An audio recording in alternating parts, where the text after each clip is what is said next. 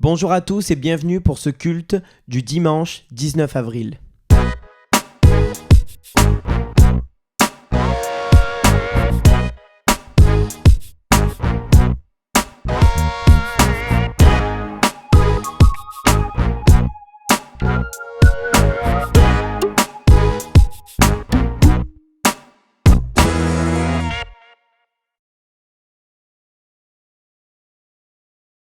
Merci Thomas pour la louange, tout de suite le message. Bonjour chers frères et sœurs, bienvenue à ce culte. Ce matin, je voudrais continuer euh, sur la marche avec le Seigneur, la marche dans notre situation de confiné, c'est intéressant. Et on va voir que nous pouvons pratiquer la communion, nous pouvons marcher dans le royaume tout en restant chez nous dans cette situation. Pour cela, je voudrais m'appuyer sur un texte qu'on va trouver dans Philippiens chapitre 1, versets 1 à 11. Je vais vous le lire et ensuite nous attaquerons ce partage. Paul et Timothée, serviteurs de Jésus-Christ, à tous les saints en Jésus-Christ qui sont à Philippe, aux évêques et aux diacres. Que la grâce et la paix vous soient données de la part de Dieu notre Père et du Seigneur Jésus-Christ. Je rends grâce à mon Dieu de tout le souvenir que je garde de vous, ne cessant dans toutes mes prières pour vous tous de manifester ma joie, au sujet de la part que vous prenez à l'Évangile depuis le premier jour jusqu'à maintenant. Je suis persuadé que celui qui a commencé en vous cette bonne œuvre la rendra parfaite pour le jour de Jésus-Christ. Il est juste que je pense ainsi de vous tous parce que je vous porte dans mon cœur. Soit dans mes liens, soit dans la défense et la confirmation de l'Évangile, vous tous qui participez à la même grâce que moi. Car Dieu m'est témoin que je vous chéris tous avec la tendresse de Jésus-Christ. Et ce que je demande dans mes prières, c'est que votre amour augmente de plus en plus en connaissance et en pleine intelligence, pour le discernement des choses les meilleures, afin que vous soyez purs, irréprochables pour le jour de Christ, remplis du fruit de justice qui est par Jésus-Christ, à la gloire et à la louange de Dieu.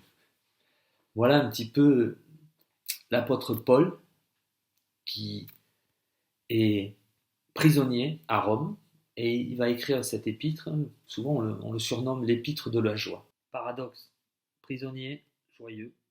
On est confiné, on est prisonnier de notre maison, toujours façon de parler bien sûr, mais peut-être qu'on doit réfléchir à ce que c'est cette dimension de joie. Alors malgré son emprisonnement, l'apôtre Paul trouve de quoi se réjouir. Le secret de sa joie réside dans sa résolution, dans sa fermeté, dans son affirmation, non pas des circonstances, mais de qui il est en Christ. Il vit pour Christ et pour l'Évangile. Vous verrez que dans le premier chapitre, il va citer 18 fois le mot Christ, 6 fois le mot Évangile. Paul se réjouit de toutes ces épreuves parce qu'elles renforcent la communion de l'Évangile. C'est pas rien. Alors le mot communion, c'est toujours bien de définir les choses, signifie, déjà banalement, avoir en commun. Alors la véritable communion chrétienne, elle est bien sûr plus profonde qu'un moment passé ensemble pour un repas ou pour une sortie. Je ne vous chambre pas, hein, repas, sortie, pour l'instant on patiente, mais ça va arriver. On ne peut pas avoir communion avec quelqu'un sans avoir quelque chose en commun avec lui. Et en ce qui concerne la communion chrétienne, c'est quoi? C'est part à la vie éternelle. On est en communion parce que chacun de nous, nous avons part à la vie éternelle. Alors la communion chrétienne signifie beaucoup plus qu'une inscription dans un registre d'église ou le fait d'assister à un culte. Vous savez, quand on fait les AG, on essaye de... C'est plus que ça. C'est plus que ça. On peut être aussi proche des gens physiquement et être spirituellement éloigné. Paul, il est à Rome, ses amis vivent à Philippe, mais leur communion est réelle et bénéfique pourtant, pour chacun d'eux. Pourtant, il n'y a pas d'internet à l'époque. Pour nous, c'est un bel exemple, ça déjà. On est chacun dans nos maisons, on est interdit de se voir physiquement, mais on peut garder la communion parce que ce qu'on se partage par le fait de pouvoir se voir, quand on fait des Zooms, des Skype, c'est super. D'ailleurs, pour ceux qui peuvent le faire et qui n'auraient peut-être pas osé le faire, faites-le téléchargez Zoom ou Skype, c'est super. Voilà. Vous verrez vos frères et sœurs et on peut prier ensemble à haute voix, même si on n'est pas ensemble dans la même pièce. C'est quand même génial. Voilà. Les groupes de maison qui continuent sur Internet, voilà, ça peut être aussi un moyen. Afin que votre joie soit parfaite, étant en communion. Et vous savez, c'est souvent les circonstances difficiles dans nos vies qui fortifient la communion de l'Évangile. C'est comme ça. On a plus de réussite dans nos épreuves que dans nos succès, quelque part. C'est étrange, mais c'est une vérité. Donc l'apôtre Paul, dans ce passage que je vous ai lu, il va décrire 3 aspects de la véritable communion chrétienne, et je voudrais revenir sur ces 3 éléments. Je me souviens de vous, il va dire à un moment donné. Je vous porte dans mon cœur, je prie pour vous. Alors d'abord, je me souviens de vous. Paul pense aux autres. Ça aussi, c'est bien. Pas à lui-même. Pourtant, en acte 16, vous le lirez, on voit que quand il est à Philippe, objectivement, honnêtement, il pourrait garder de mauvais souvenirs. Il a été arrêté, il a été battu, il a été humilié publiquement, il a été jeté en prison. Et pourtant, ses souvenirs le réjouissent. Parce qu'en prison, son geôlier s'est converti, et sa famille. Il se souvient aussi de Lydie et de sa maison qu'il a accueillie. Il se souvient de tous ses frères à Philippe. Et chacun de ces moments, de ces souvenirs, lui donne de la joie. Alors peut-être en ce moment, on est confinés, chacun dans notre coin. Maintenant, souvent, on n'est pas seul, on a au moins notre épouse. C'est plus dur pour les personnes seules, je pense. Mais malgré tout, on peut se souvenir d'un tel. Tiens, j'ai hâte de le revoir. Un autre, j'ai envie de mieux le connaître. Le confinement offre du temps. Bon, passe bien sûr beaucoup de travail, mais malgré tout, on reste chez soi, on a plus de temps, parce qu'il y a des tâches qui prennent du temps, qui se sont plus ou moins arrêtées. Donc je trouve que ça peut être intéressant de réfléchir dans ce sens-là. Et alors, en fait, pour Paul, savoir que Dieu était à l'œuvre dans la vie de ses frères à Philippe, c'est un sujet de joie, tout simplement. Je pense à toi, je ne sais pas qui citer, non, mais peu importe, Martine, tiens, voilà, Martine, je pense à toi, ou Jean-Marie, je me réjouis parce que je sais que Dieu est à l'œuvre dans vos vies. Voilà. Lui, il se réjouit, Paul, parce que Dieu est à l'œuvre dans la vie de ses frères à Philippe. C'est un sujet de joie. Alors, malgré ces confinements, réalisons que la raison fondamentale d'une communion joyeuse est dans le fait que le Seigneur est à l'œuvre dans chacune de nos vies, jour après jour. Ensuite, il va dire, deuxième point, je vous porte dans mon cœur. Là, c'est comme on approfondit. On n'est plus dans la première dimension. On n'est plus dans je me souviens de vous. Là, je vous porte dans mon cœur. On rentre dans une intimité encore. Une autre dimension. Maintenant, on peut penser aux autres dans nos vies, vous savez, sans les porter dans notre cœur. Même il y en a, ils nous portent sur les nerfs, on peut dire. L'amour de Paul n'est pas virtuel. L'amour de Paul, il est réel.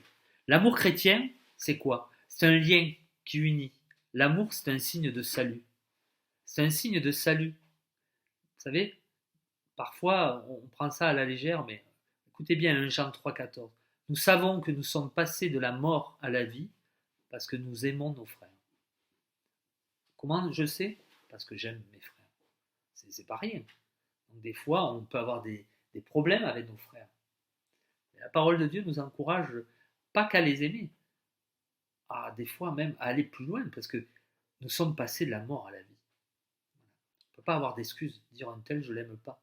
C'est mon frère en Jésus-Christ, je dois prier pour lui, et je dois réfléchir à ce que le Seigneur veut me dire. L'amour, j'ai lu ça dans un livre et je trouve ça bien, c'est cette huile spirituelle qui permet à la mécanique de la vie de fonctionner en douceur. La mécanique de la vie, l'interaction les uns avec les autres. L'amour, c'est cette huile. C'est une huile qui descend de la barbe d'Aaron, c'est le même principe. Voilà, elle va donner du... Ça fait que dans nos relations, ça ne va pas faire... Non, ça va couler. Voilà, cette huile spirituelle. Paul aussi, dans ce passage, il utilise souvent le terme « vous tous ». C'est marrant, je ne l'avais jamais vu, mais « vous tous », ça veut dire qu'il ne veut oublier personne. Alors, Parfois, vous savez, quand on est dans des situations où on cite des gens, je voudrais remercier un tel, un tel, un tel, et puis hop, on oublie toujours quelqu'un. Ben, lui, il veut se souvenir de vous tous. Et puis, ce serait super que chacun veuille penser à vous tous. Voilà. Ce serait une belle interaction. Alors, en ces temps particuliers, comment savoir qu'on est lié par l'amour avec nos frères? Ben, le premier truc, on se soucie d'eux. Voilà, on a le souci d'eux. On les appelle, on prend des nouvelles, on envoie des mails, on organise des zooms, il y en a qui font des apéros, peu importe, mais on a le souci d'eux. Quand on pratique l'amour et qu'on a le souci des autres, ben on vit dans la joie. Parce que l'un et l'autre sont le résultat du Saint-Esprit dans nos vies. Le fruit de l'Esprit, c'est amour et joie.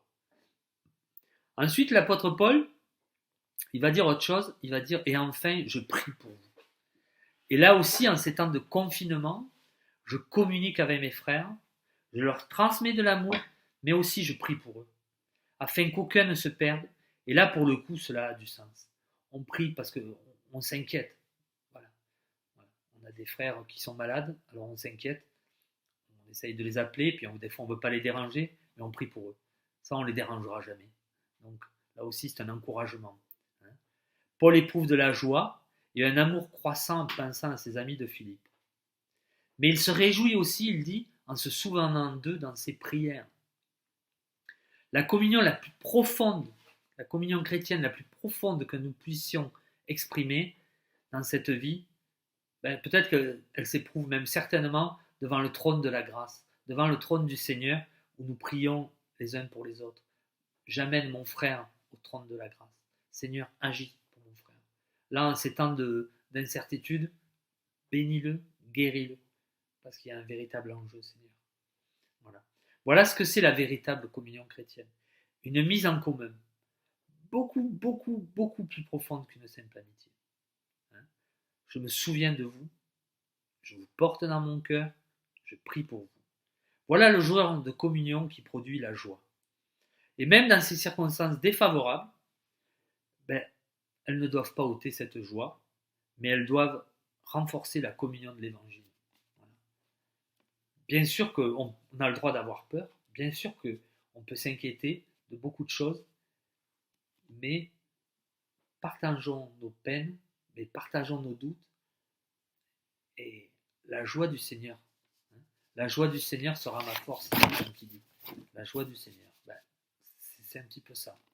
Alors quand l'un va fléchir, parce que dans ces temps, il y en a qui vont fléchir, certainement, ça arrivera, parce que cela reste un temps d'épreuve, c'est pas un temps de joyeuserie, si j'ose dire. C'est pas, non, il y a des gens qui meurent, c'est sérieux. Donc c'est pas un temps de joie dans ce sens-là. C'est un temps de joie dans le sens que on est relié au Seigneur. C'est ça le temps de joie. Et on est reliés les uns avec les autres. C'est une deuxième raison de la joie. Voilà. Mais c'est quelque chose de très sérieux aussi. C'est pas quelque chose de à prendre à la légère. Voilà. Mais ce qui va être merveilleux, c'est que quand un va craquer, quand un va dire oh, mais j'en ai marre, j'en peux plus, et bien un autre va le relever. Et ainsi de suite. Et chacun, à un moment donné, nous serons la béquille, nous serons le bouclier, nous serons celui, vous savez, qui va sortir de l'eau, vous savez, soutenir. Hein, on se met dessous et c'est le sens de je tiens la tête hors de l'eau. Voilà, je le soutiens et je le mets hors de l'eau. Voilà. Ça a vraiment du sens. Ça a vraiment du sens.